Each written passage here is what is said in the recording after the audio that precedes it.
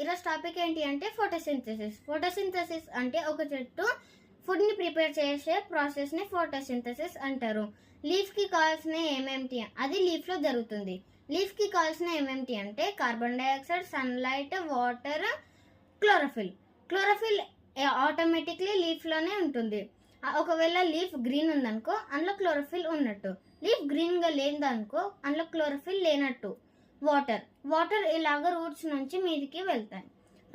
Carbon dioxide ఇలాగ leaf లోపల ఒక చిన్న హోల్ అనేది ఉంటుంది. ఆ హోల్ ని స్టొమాటో అంటారు. ఆ స్టొమాటో మన కార్బన్ డైఆక్సైడ్ని తీసుకుని మనకు ఆక్సిజన్ ఇస్తుంది. సన్లైట్ మన అందరికీ తెలుసు, సన్లైట్ సన్ నుంచి వస్తుంది. ఇవన్నిటిని లీఫ్ యూజ్ చేసుకుని స్టెమ్లోకి పంపిస్తుంది.